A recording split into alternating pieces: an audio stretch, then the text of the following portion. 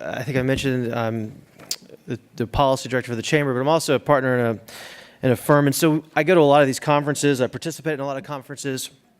And I've never been to a conference that gave me such detailed speaker notes.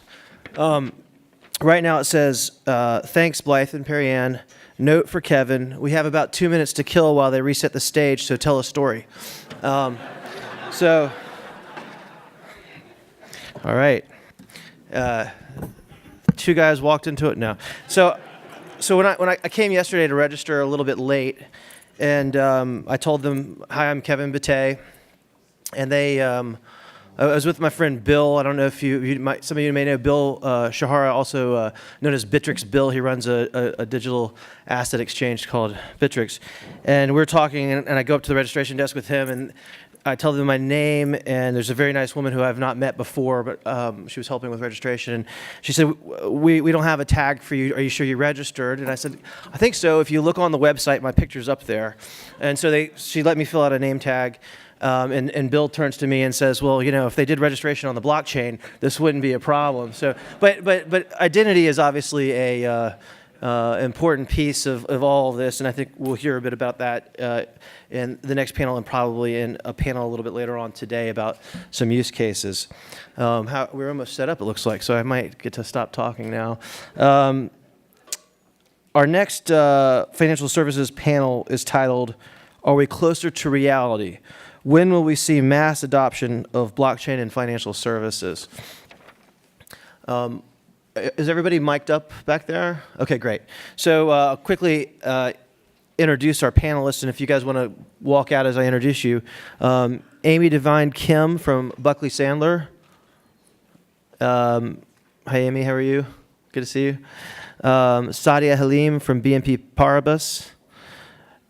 Jared Harwain Gdansky from BNY Mellon, David Mills from the Federal Reserve, and Rob Platnick from DTCC.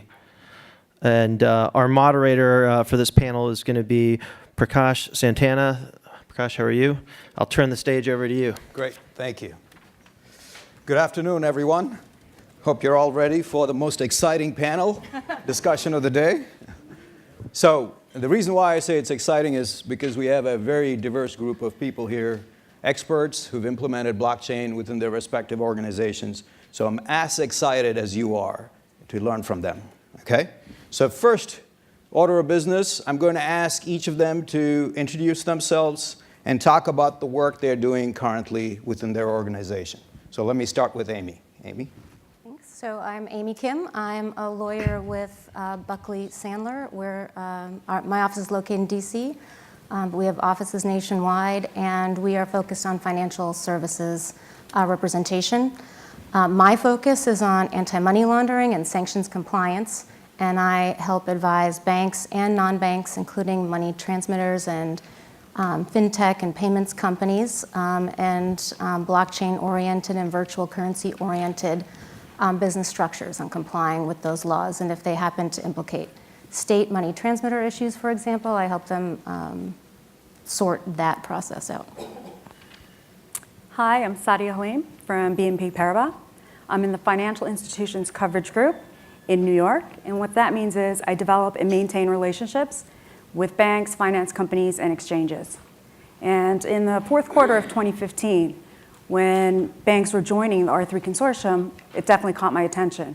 My clients, the counterparties, our customers, competitors, peers, they were joining the consortium, and I needed to know, how does BNP stack on the blockchain topic?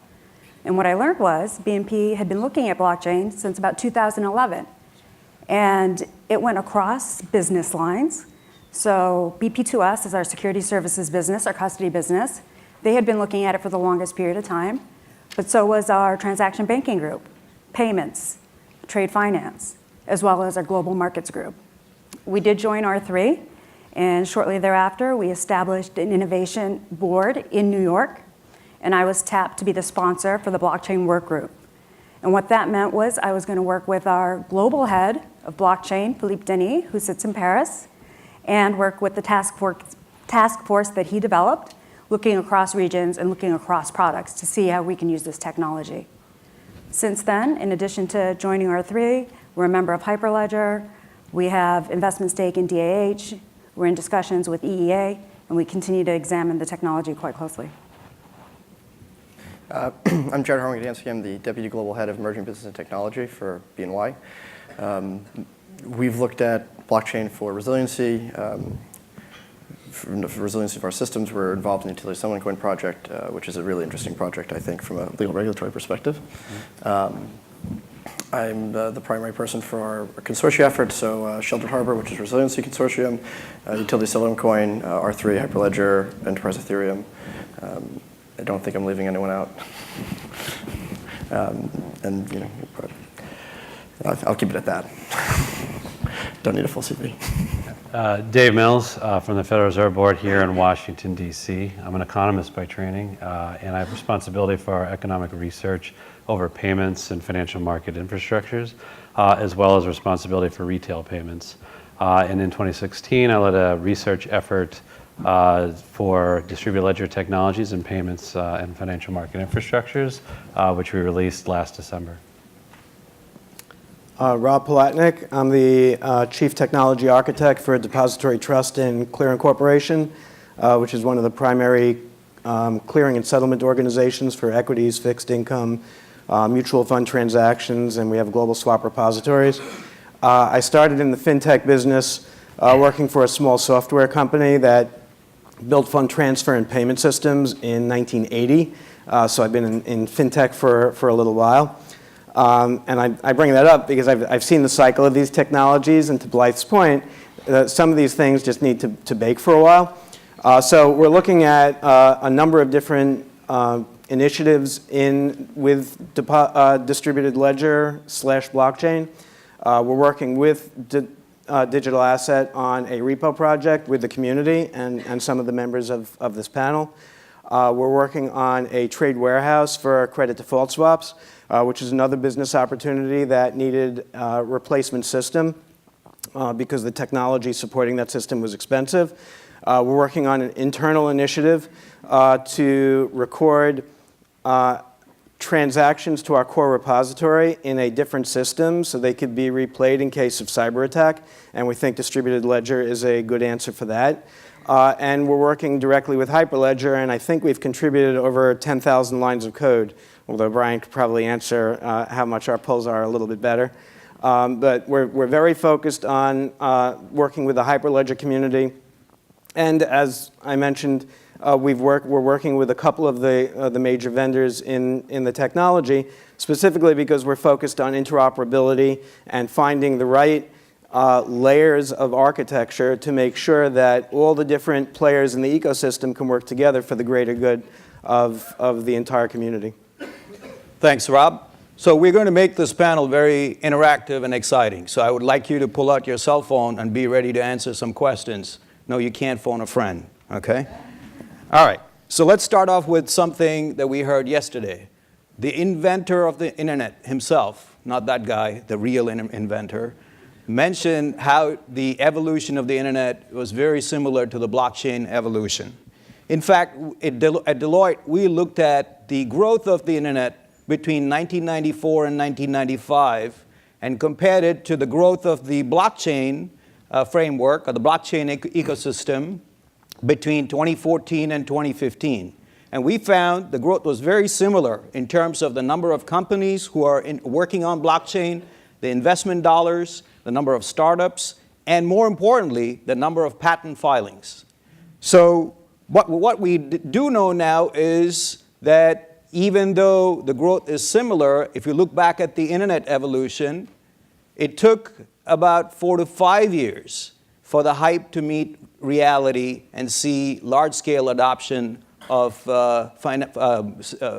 applications in financial services. So the first question goes to you. When will we likely see a mass adoption of blockchain in financial services? Please answer your question. You can just type in the code number that you want and text it to 22333. Let's give them a second.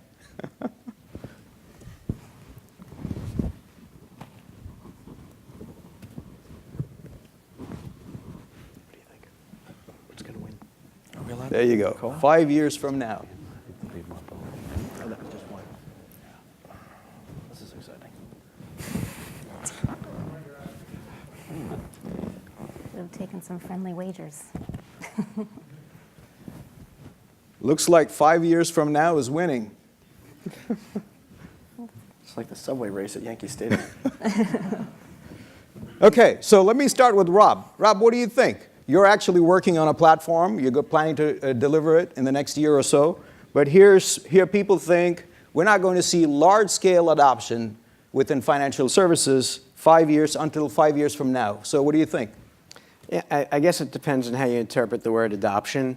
I think the technology is erroneously compared to the progress of the internet in the mid-90s. And I think Robert Kahn, the father of the internet, and actually it's interesting, we had the father of the internet here, and just last panel we had the mother of credit default swaps. So we have, I think the technology is better compared to the evolution of database technology, because as Blythe compared, it's really a different way of looking at data. So that means we have web screens, and really the 90s were about web screens and marketing material, and people were able to put up sites really quickly and create marketing and potentially stores, but those were on top of their general ledger systems, which were still on old databases, mainframes, wherever. This is about changing core books and records and fundamentally how transactions are stored. And we're buyers of that concept, that this is a better way of doing trust but verify, of making sure that everybody has the same view of the exact same transaction, but it'll take a long time to convert those transaction systems over. The best place to start, and where many of the opportunities, certainly where we're starting and some of our partners are starting, are those things that are not well automated today and have a lot less friction and have a lot more cost associated with them. I think those, we're probably going to see a good number of those either in experimental or likely in production in some manner, maybe shadow, maybe pilot, maybe as front ends to existing systems in the 5-year time frame, possibly even less. I think talking about people trusting their retirement accounts, their pension accounts, all of their money, all of their home wallets, and all of their banking and asset holdings into distributed ledger significantly longer than 5 years. Anyone else on the panel have a different point of view? Jared? Well, I know I'm a contrarian, but I actually can't argue with him on this one. I will cede to the tyranny of the masses. I think 3 to 5 years is a pretty reasonable timescale. Okay. I'd add to, not just on the timing issue, but it'll impact the timing issue. You'll have to develop the use cases, you'll have to find the right business processes and your goals and your objectives and risk management and governance and all of that. So I agree with all of that. And once you've settled that story for each institution, I think you're also going to have to think about regulatory buy-in, and not just big picture macro regulatory buy-in, which I think we'll talk about a little bit later, but also your regulator, your examination team.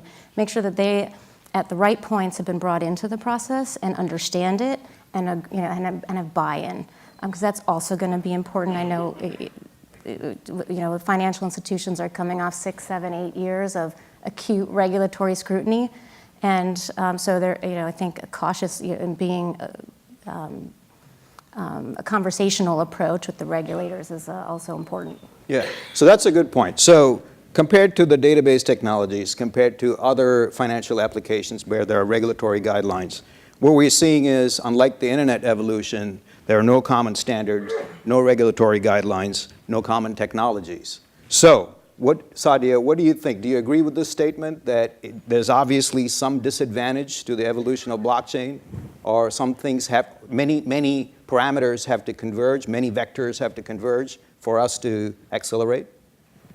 Yeah, it's definitely twofold. There would be a sense of ease if there were parameters already established, if there was just one protocol that was being focused on, where all the energies were focused in one direction. But at the same token, it's still a very young technology. It's still being developed. And the objectives have changed. When we look at the enterprise objectives, it's very different than Bitcoin blockchain. And with that is coming evolution, and we're consistently seeing it over the last 6 to 8 months, and it is going to continue. So it would be a bit premature to set those standards now. I think there will be a time, while it would be easier, and even as banks think about adopting, to be able to focus in one area or the other as far as protocol, would make it a little easier for adoption, but I don't think it's the time now. It's just going to take a little bit more evolution. Interesting. So, Go ahead. Yeah, and I feel like there's a little bit of an unfairness here, and I'll slightly disagree with some of your question. I think the internet succeeded precisely because it wasn't particularly well regulated. It was kind of a fairly wild west atmosphere from a regulatory perspective. What did help it was the standards, right? So Dr. Khan, Vint Cerf, they did TCP/IP, which was hugely important, right, for packet switching networks to take off. But I think it's important that the internet really became very useful in a very tangible way over 2 decades later, right, when you had the World Wide Web. And even during the 90s, there were still protocol questions about local area networks. I know a guy who was on the FireWire Standards Committee who, they were looking at a FireWire LAN standard because it was just so much faster than wherever Ethernet was at the beginning of the time. Of course, by the time the Standards Committee left, Ethernet won. So I think that the establishment of standards is really good. I'm not sure that regulations will help. From an enterprise adoption standpoint, it's certainly good to have an understanding of what regulatory outcomes are, and I know we'll probably discuss that later in the panel, kind of regulators defining outcomes versus processes. As far as kind of consolidation, I think if you look at a lot of the efforts in the industry, certainly one of the reasons why we're a member of consortia, why we push for people to become part of a standardized kind of technology body is so that there are technology standards which lower the technology risk. It lowers vendor risk, actually. It prevents vendor lock-in, and it means that you're going to have more rapid adoption of it. And so I do think that we've learned the lessons of the internet, and we are trying to kind of get the technical battlefield kind of prepared for rapid adoption. Great. I think what you're saying too is there's a difference too between standards and laws, right? And so from the legal perspective, it's a careful balance, like you were mentioning, Sadia, which is to some extent having some standards in place helps businesses understand what their costs are going to be, what personnel they need in place, what kind of skill sets they need to address those compliance and safety and soundness and other issues that they have to deal with. But at the same time, I think we've all agreed throughout the conference that it's still a growing ecosystem. It's very dynamic, and too much regulation or rigid regulation is going to be stifling. So, so I might weigh in a little on the standards question too. I mean, what's already been said is there's a lot of early days implementation is still a ways away in a lot of respects. And the other thing, one of the takeaways we had from our research initiative, there's no one-size-fits-all model for a lot of these things. So the different types of implementations may lead to different needs and outcomes that we need to have. So on the other hand, the standardization can help with interoperability and connectivity, and there are opportunities to sort of help clarify. So there is a bit of a chicken and egg problem, but I do think that in my own opinion, the perspective that I have with this is that it's a bit premature to, I think, rush to any sort of government type of standards along these lines. Excellent. So on that point, David, so I'm going to read you a quote from Governor Jay Powell from the Federal Reserve, which he said in a keynote address at the Yale Law School. He said, "We'll need a thorough analysis of how DLT fits into the current legal framework and what gaps need to be filled by contractual agreements or new laws and regulations," end quote. So this is a very important need, but it's a fairly broad ask. No one entity or no groups of consortium can handle this. So do you think it's the role of the regulator to drive this initiative? So I think that's again, the timing is kind of what's critical in sort of thinking about these things. So again, a lot of the details of particular implementations matter from a regulator point of view to be able to apply existing frameworks to the principles of either oversight, supervision that we might have for the entities that we supervise. I mean, oftentimes we don't talk about regulating technologies. We talk about the supervision and oversight of entities or activities, but not necessarily technology. So I think that's an important thing to keep in mind. And as part of that, I think a lot of what we try to do as regulators along across the different agencies is obviously try to understand, engage the industry, engage those that we have certain supervisory authority over, to understand what they're doing, to learn from them, to get an understanding about how our existing frameworks fit, and also whether or not there's a perspective about things that might need to change. And that process is still, again, in its early goings. Yeah. But if you look at across the globe, many government entities and regulators are leading task forces, right? Much like what the UK did for real-time payments. So what do you think? Should our regulators take the lead in setting up task forces, or should they have a wait-and-see approach on this? So, well, the Fed itself has a task force already in faster payments, right, for retail payments, and that task force the Fed plays a convener role, but it's an industry-led, industry-sponsored task force where we have over 300 members from across different swaths of the industry looking at modernizing the U.S. payment system. And so one of the things that they've established is a set of criteria that will that the industry is able to evaluate and understand some of the goals or objectives of a modern system. So at a high level, those things would be a faster payment system that's fast, efficient, is secure, has a good governance structure, among some other things. And as part of that, the task force has elicited proposals from a number of industry participants, very open to receiving. They received several proposals, some of which may involve distributed ledger technologies, many which will not involve distributed ledger technologies. But I think the work that you're describing is a bit ongoing, although it's not necessarily focused on a specific technology, but it is geared towards trying to modernize the payment system. The results of the task force and evaluations of the proposal should be due out later this summer. So, well, to your question, I think that the U.S. is a little bit at a disadvantage, maybe to other nations. And we have so many stakeholders, regulatory stakeholders in this process, both on the federal level that oversee different types of financial institutions, and then even on the state side, if you happen to trigger, for example, state money transmitter statutes. And so each of those has a stake, and they don't necessarily agree. You see the OCC has come out with some proposed updates to its licensing manual for a potential what's called a fintech charter. And then the states, are just taking a contrary position to that. New York and others are against it. So, different people have different views, and I think that, to some extent puts us at a disadvantage with respect to what you asked as far as our position vis-a-vis our other nations. Yep. So in addition to that, you could also have, you're probably, as Governor Powell said, you also have gaps in laws and regulations. What are some of the key gaps that you've encountered, Amy, that could potentially impede the evolution of blockchain?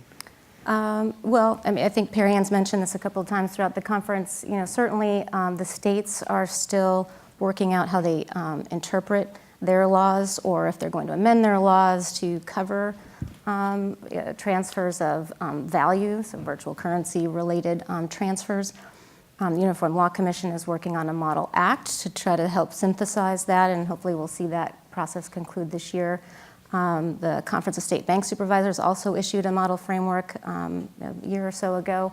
So there's work being done. The Chamber's doing work on this in this area, but it's a challenge on the state side. So that's a place where there's if it's a gap or a disparate treatment, I think. And then you kind of see that a little bit on the federal level too, with different regulators taking different approaches. And one of the prior discussions was about the SEC and the CFTC and the IRS calling it property, and FinCEN calling it money, and how to interpret it. Rob? Yeah, I just, I guess I take a little bit of issue with the fact that, regulators have to declare a technology valid before anyone can do anything with it. I think what we have actually is a giant experiment in the United States. 50 states, we heard about the state of Illinois yesterday and all the great work they're doing. There are other states, the state of Delaware is advancing things.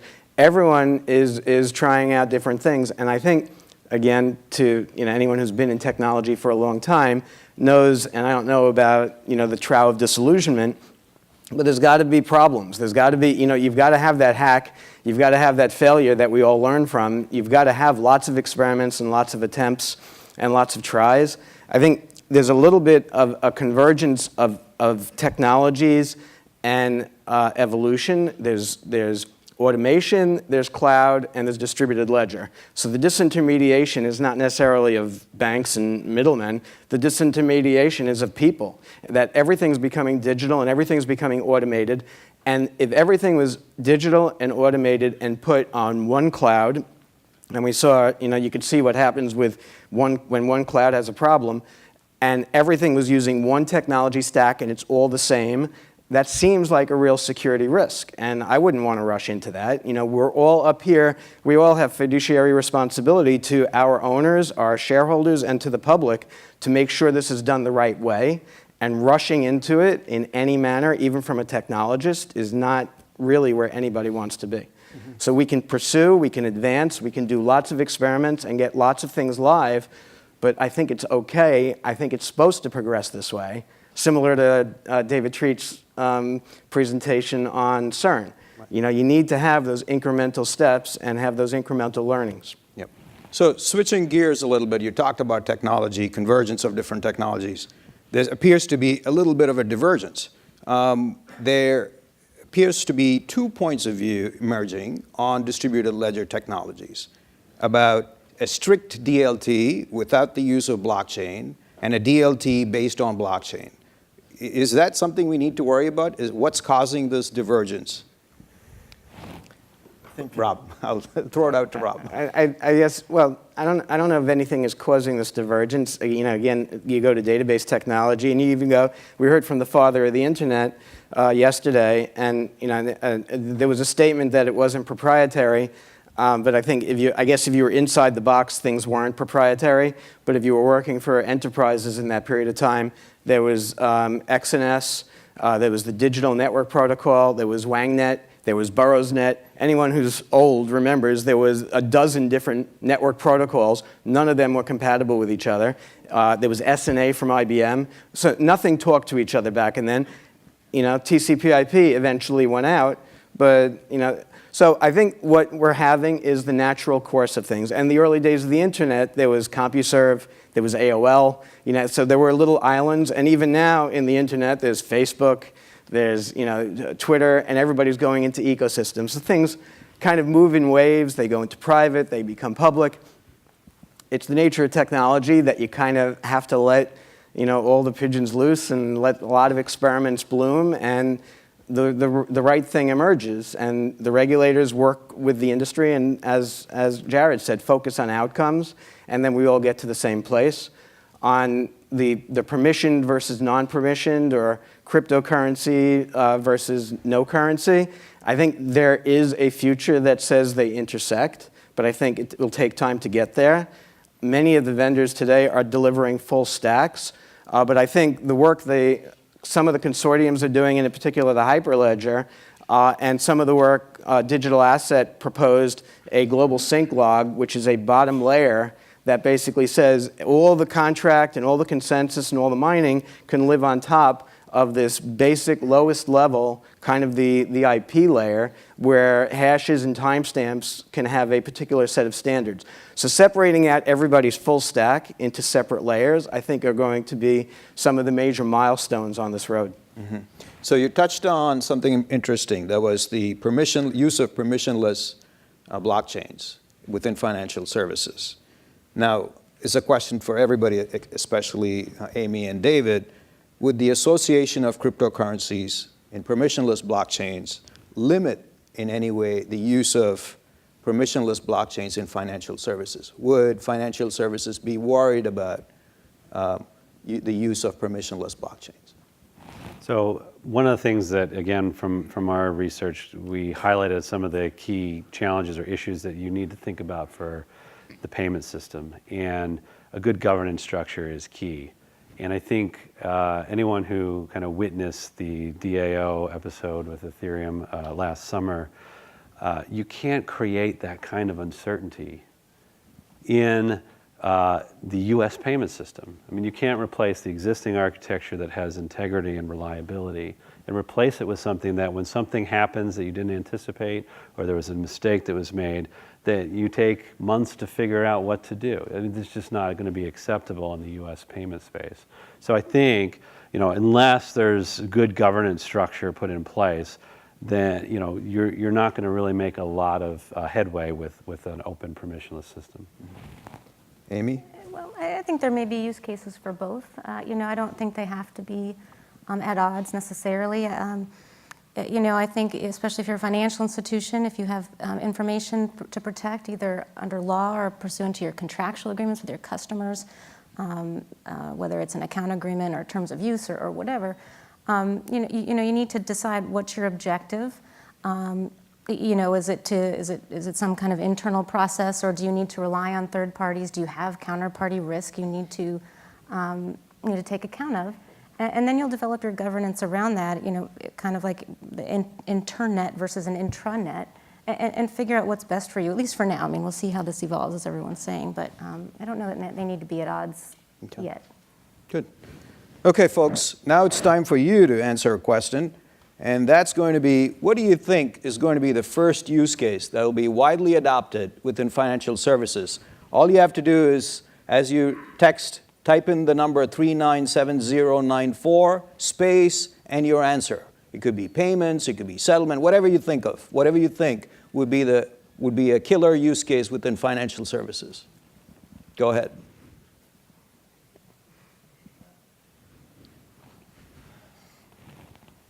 Trade finance. Learning.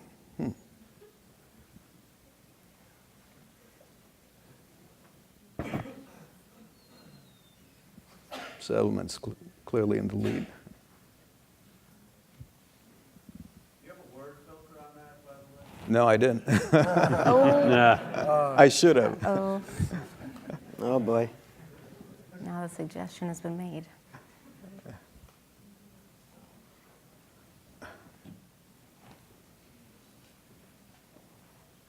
So the reason why I'm asking this question is to see if there are any new ideas out there. Because obviously we've seen settlement that's being worked on. Identity is another hot topic that we are working on.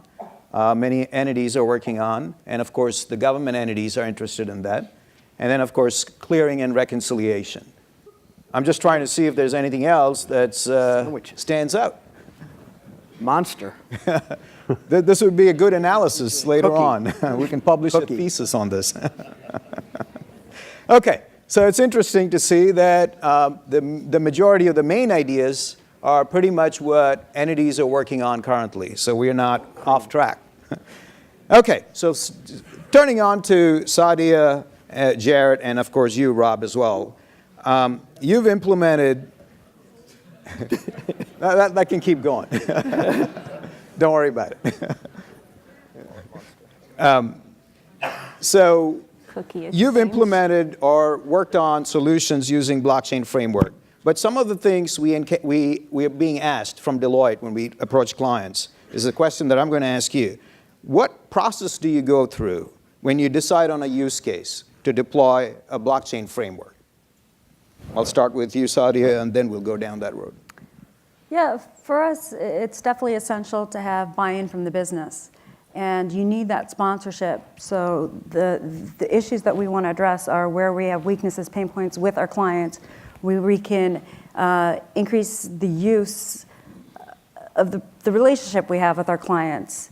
And so the key there is to have a pain point and then to have a business group that's actually a supporter and a sponsor to move forward. The other area where we've had a bit of success is to have blockchain biz hackathons. We had one particularly for trade finance in February in Paris. We had one in the US looking across products. And in these groups, we will take employees from IT, from the business lines. We had some clients, we had some service providers, and they had an open slate to think about some of the issues we face and where blockchain could provide a solution. They would present these ideas to management, and then a few of these ideas were selected. So it's a mix between the biz hackathons and just issues that we're seeing from the business side. Okay. Jared, any point of view? Yeah, I mean, I think there's always the danger of when you have a hammer, everything looks like a nail. There's a lot of interesting technology out here. Some of it's, caught up in the hype when you say, oh yeah, it's a blockchain-like thing, and people say, oh yeah, it sounds exciting and new, and it's just, you're kind of taking an idea that really should have been done, in terms of infrastructure improvement and dealing with it. But at BNY, we're client-focused and we are business-focused. So we do look for things where there's a real business case, and if we want to look at things that can solve an actual problem. But we're also interested in understanding the technology and how it can impact other businesses, or where maybe there's new businesses to be found. So I think, depending on the profile of the company, it would have to be, I would say at the very least you should be looking at business use cases and current needs within your organization. But I would also encourage people to try and be a little bit more free roaming and think about what could we do if we don't have to have these third parties? What can we do if we don't have to have trust? And I would actually push that out to the regulators as well, where we can say, hey, we kind of do have an opportunity to kind of go tabula rasa and say, how can we make this thing better, more efficient, more secure, less expensive, and ultimately, get those 50 basis points Blythe was talking about. Yeah. So there are three interesting properties of blockchain, right? Disintermediation, audit trail, and efficiencies. So in selecting your use cases, do you go about choosing a use case based on these three aspects of the blockchain? How do you arrive at the right use case with these three properties? I mean, again, I'd say, you look at business problems, the example that we use is we have this kind of subdued Bitcoin fork, right? There's no proof of work and there's no consensus algorithm that we use for resiliency, because having the audit trail would solve a problem for us where we could basically have a parallel system for one of our internal infrastructure systems. That's one case. The utility settlement coin project that we work on, there's a lot of interesting legal questions there, but moving transfer between transferring value between parties who don't necessarily have to trust each other. Obviously that kind of is an example of something that might be applicable to a blockchain use case. So I think and it's not just blockchain; it's distributed ledger, and this is really kind of symbiotic with other technologies like AI and machine learning and data analytics, right? Those things are powered by good data sets. So finding ways to uncellular data and have high quality and consistent data is actually really important as you build out a strategy. And given our unique place in the market, we do have to be kind of aggressive and forward-thinking, because we're not only the world's largest custodian bank, which, and we obviously are involved in government clearing and other activities which people keep on pretending the end of, although I don't think, I think tales of our demise are greatly exaggerated. But at the same time, we also have a technology product, and so we need to make sure that, we're holistically addressing the needs not only of us internally, but of our clients. Okay. So go ahead, Rob. So we've created a template, I guess from about a year and a half ago we did a study, because the DTCC sits in the middle of the industry for many transactions, and we're industry owned and we're industry governed, and our primary role is risk management and cost reduction for the industry. So every year we have to figure out how to lower costs. So we look at it through a perspective of what are applications that many firms need to see the same information, because we see that as an attribute where security and privacy are built in, and where we can lower cost of an existing ecosystem. For an example of something that has not been selected is equity transaction processing right now. Equity transaction processing is a very high volume system. An equity trade can happen in 50 different marketplaces of liquidity. A number of transactions settle every day in real time through DTCC, and I think people aren't aware that we receive all trades from all of those exchanges within seconds, sometimes milliseconds of execution, and a good number of them settle same day. Most of trades settle on a multi-day basis because the SEC requirement is a service level. It can take no longer than 3 days, soon to be 2 days. But if you and I agree that we should settle today, we facilitate that. So every day we settle that, and equity trades settle for less than a penny. So the business case for equity right now doesn't exist, and that would be one of those where you and I do an equity trade that doesn't need to be shared among many firms, and at the very least, Dave and his regulatory organization would be very involved. So we want to do the early experiments in places that are not high volume, that raise as few regulatory issues as possible, and where we could learn with the technology and experiment in a place where multiple parties need to see the same information simultaneously.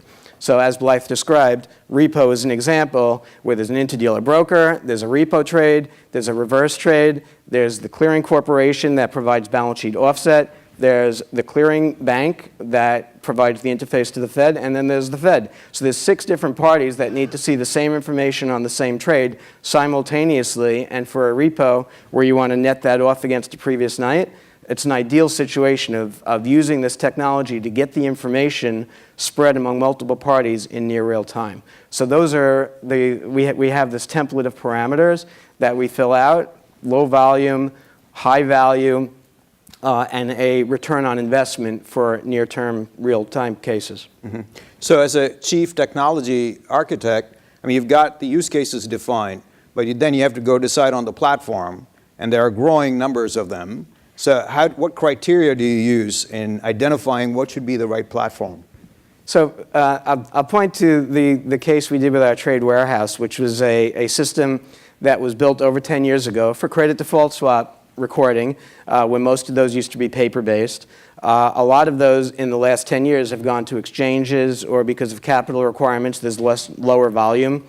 So the existing platform was already being looked at for replacement. There was already a budget to replace that platform, so that it had funding, it had a business case.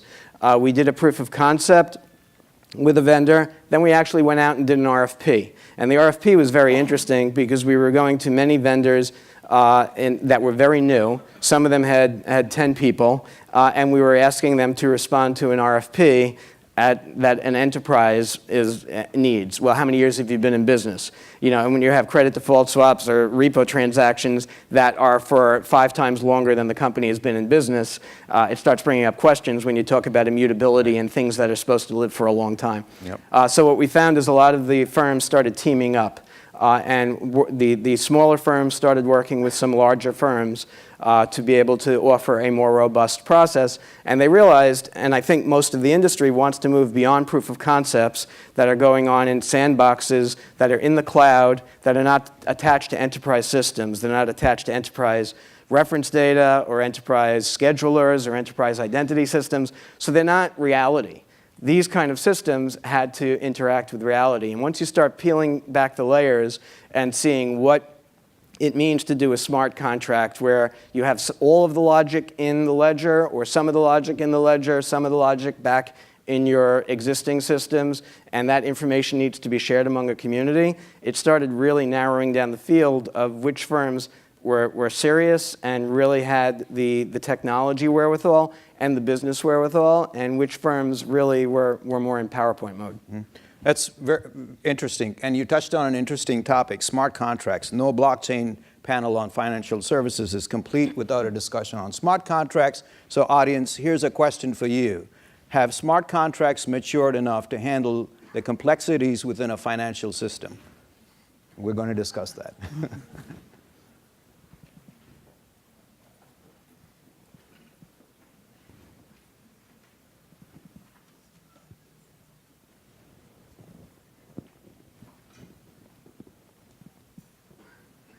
Okay, since we have a minute, yes. and we already know, maybe in a few years it's probably looking to be in the lead, so take it away. I think ultimately it goes back to a comment that was made earlier. You know, what is a smart contract? It's the code, so it's as good as the code. So if it's not written well, I mean, there could be big ramifications if something's executed because of the way that code is written. So I do think it's going to take time to at least get comfortable on a broad scale for adoption. So I'll quote Jen Pive from DTCC. We were talking about this yesterday, and she was saying, we don't have kind of this mature tooling environment for these different languages, and this goes back to kind of my earlier comment about technology risk, which is we do need the actual ecosystem to mature. So not only do you have like good development environments and good vulnerability scanning tools and best practices established, but you have it in like a consolidated way where there's a critical mass of people who can understand it, look at it, analyze it, and ensure that it's there. So I don't think that, for anything that's super mission critical, core global economic systems, that you're going to see those in play tomorrow. I think it's going to evolve, and get to a point where it will be able to. I don't know, do you? Yeah. Amy, how about legal issues of smart contracts? Well, I think those are still being, the translation between code and law, those things are working out. And then, also just thinking about how those will be recognized as and authenticated and making sure that they haven't been tampered with, to the extent that you're trying to prove provenance and other things. So those are things that exist today, but not with blockchain technology and, how to translate that over and or build it anew. Rob? And I'll say anyone who's really working with this technology, certainly the vendors, but anyone who's doing work directly with the technology knows it's a really nuanced question, because that word smart contract sounds like one word, but it really means even small things like let me verify that this entity exists, and let me verify that this entity has the value, and now let me then verify that certain requirements, this is the settlement date, a business day. And every time you ask those questions and you're going off-chain, you're creating network traffic, you're creating delays, you're creating potential points of failure. Right. So once you really peel the layers back and you start working with the technology, you realize there is the existential question about smart contracts, and there's the how much can you put in there, but then there's the real practical, if I'm going to make this work, and I'm not going to have to keep going back to different systems all over the place, and then put nodes into each firm that will not have to keep traversing the network to get an answer. You've got to be able to answer at least portions of those questions before you implement anything. I think that these are two key points here, which is is the smart contract a legal agreement? Maybe, maybe not. I don't see. Code generally is deterministic. That's generally a property you like in programs, and law is inherently ambiguous, right? There are parts of it that are explicitly ambiguous. So I think, the legal questions are probably going to be, here's a legal contract that, we think the code correlates to, but ultimately this signed legal piece of paper will be the, where the buck stops. It'll be the legal agreement of record, and there'll be some sort of legal governance structure around, each of these networks. You agree to this adjudication method in this district under this type of law. And so I think that's the legal question, and then otherwise it's code. Yep, exactly. So I'm happy to see there are some smart, honest people in the room who admitted they're not smart enough to answer that question. Anyway, that brings us to the end of our session. In the short time we had, we covered a variety of topics. Hope you enjoyed it.